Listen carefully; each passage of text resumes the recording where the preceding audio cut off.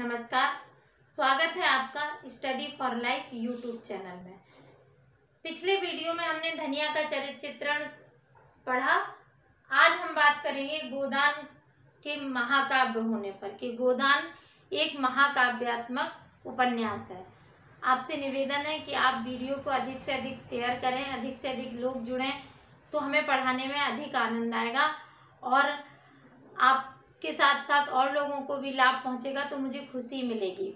और आपने भी अगर चैनल सब्सक्राइब नहीं किया है तो प्लीज़ इसे सब्सक्राइब कर लीजिएगा।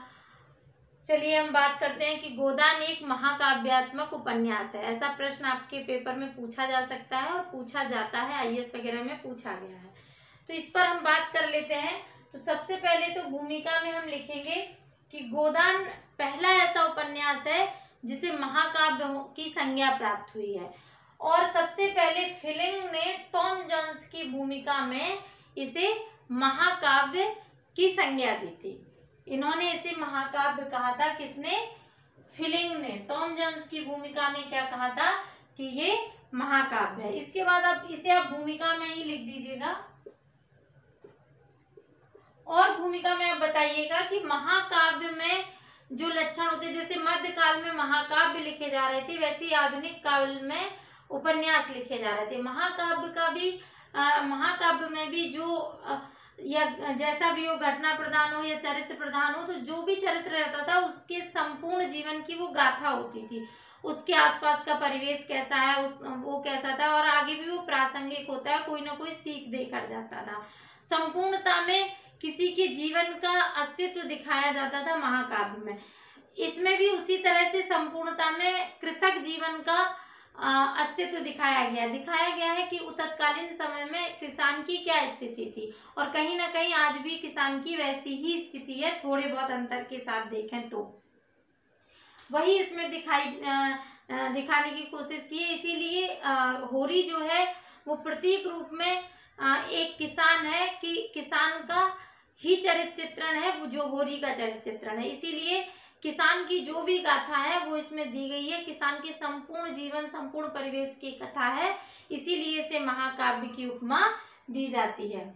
देखिए कौन कौन से ऐसे पॉइंट हैं जो इसे महाकाव्य होने के लिए योग्यता प्रदान करते हैं। तो स्थान विशेष से बंधा नहीं है। ये जो है ये किसी स्थान विशेष से बंधा नहीं है। जैसे इसमें नाम तो दो अवध के गांव के नाम आते हैं, एक सेमरी है एक बेलारी है, दो गांवों के नाम आते हैं पर और उनके जिले का नाम नहीं बताया जाता। तो मतलब वो गांव के नाम भी एक तरह से प्रतीकात्मक है, केवल इसलिए लिए गए ताकि लोग उससे बंधे रहें, लगे कि सजीव है। जबकि जो मैला आंचल लिखा गया, आप तुलना करते हुए लिख सकते हैं, रेणु जी का नाम दे सकते हैं। फणीश्वर नाथ रेणु जी ने जब मैला आंचल लिखा तो उन्होंने न सिर्फ गांव का नाम लिया बल्कि वो कितनी दूर है, कैसे वहां पहुंचना है, एक तरह से पूरा एड्रेस बता दिया और वो आंचलिक उपन्यास हो गया। वो एक जगह मात्र का वर्णन करता, वहीं की भाषा है, वहीं का पूरा क्षेत्र का विवरण है। तत्कालीन भारत के दर्शन मिलेंगे आपको। इसमें आपको जमींदारी प्रथा दिखाई देगी, इसमें आपको अंग्रेजों की स्थिति भी दिखाई देगी। जमींदारी प्रथा टूट रही है, ये भी राय साहब के कथन में आपको दिखाई देगा।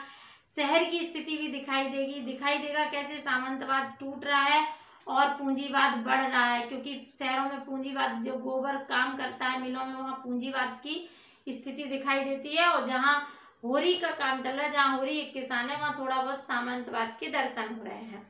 तो ये तत्कालीन भारत जिस तरह था उसका दर्शन कर रहा है। नायक का संपूर्ण जीवन वृत्त, तो नायक का संपूर्ण जीवन वृत्त है चूंकि होरी की शुरू से लेके पूरे जीवन के कष्ट और जीवन में वो किस किस तरह से जीता है, क्या क्या वो कल्पनाएं करता है, क्या क्या उसकी इच्छाएं हैं, महत्वाकांक्षाएं हैं और अंत में कैसे उसकी दुखद मृत्यु होती है, उसका पूरा जीवन चरित्र है और उसके आसपास के परिवेश का भी। सामाजिक समस्या उस समय जो भी थी वो सारी समस्याएं इसमें, जो एक किसान के आसपास की समस्याएं होती हैं वो इसमें सभी दिखाई देती हैं। जैसे पहले ही प्रश्न पर दिखाई देता है क्या कि दवा दारू के पैसे ना होने के कारण, दवा के पैसे ना होने के कारण क्या होता है कि धनिया के बच्चे मर जाते हैं और वो सोचती है कि अगर पैसे होते तो मैं अपने बच्चों को बचा लेती। यही कष्ट इसका लास्ट में भी रहता है, जब होरी मरने लगता है कि अगर पैसे होते तो मैं डॉक्टर को बुलाती। ऋण की समस्या रहती है इसके साथ में।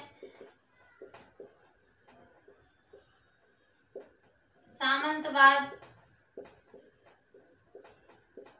होरी मर जाने के बाद जिसके पास खाने को पैसे नहीं है, जो जीवन भर गाय की लालसा में मर गया, वहां पंडित दाता दीन क्या करते हैं, गोदान कराते हैं। यानी कि रूढ़िगत समस्या। उस समय साहूकारों का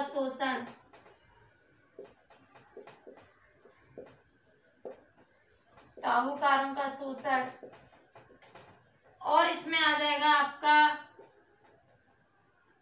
पीढ़ी संघर्ष।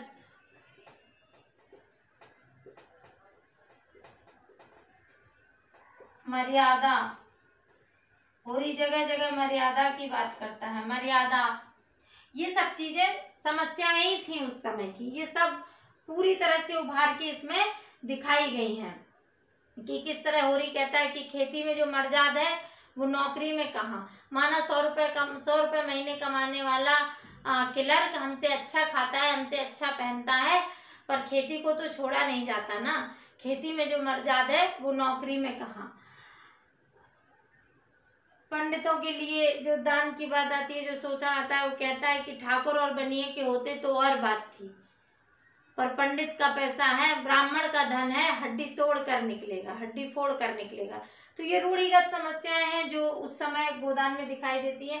प्रासंगिकता, प्रासंगिक गोदान आज भी बहुत प्रासंगिक है, क्योंकि उस समय की जो ये समस्याएं हैं वो कहीं ना कहीं किसी रूप में आज भी दिखाई देती हैं। आज भी शोषण हो रहा है मजदूरों का, किसानों का, मजदूरों का शोषण दिखाई देता है। आज भी किसान आत्महत्या कर रहे हैं। उस समय होरी की आत्महत्या नहीं दिखाई देती, पर वो दम तोड़ ही देता है। आज भी किसान उसी तरह कर्ज में डूबकर आत्महत्या कर रहे हैं। तो ये आज के लिए भी, आज भी किसान कर्ज में है, आज भी उनके लिए कोई विशेष वो नहीं हो पा रहा। आज भी किसान साहूकारों से ऋण लेकर उसमें फंस जाते हैं, उन्हें बैंक से ऋण नहीं मिल पाता या उनके पास जानकारी का अभाव होता है। तो ये इसको महाकाव्य बनाने के लिए ये पॉइंट पर्याप्त है।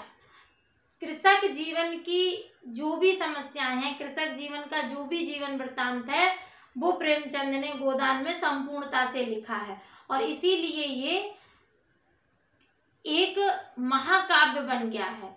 ऐसे तो ये गद्य है, लेकिन इसमें महाकाव्य होने के सारे गुण उपस्थित हैं, इसीलिए गोदान को महाकाव्यात्मक उपन्यास कहा जाता है, और ये हिंदी साहित्य का पहला काव्यात्मक उपन्यास है। आशा है आप लोगों को समझ में आ गया होगा। जो चीज़ समझ में ना आई हो कमेंट्स बॉक्स में जरूर बताएं, और लोगों को जोड़ते रहें। धन्यवाद।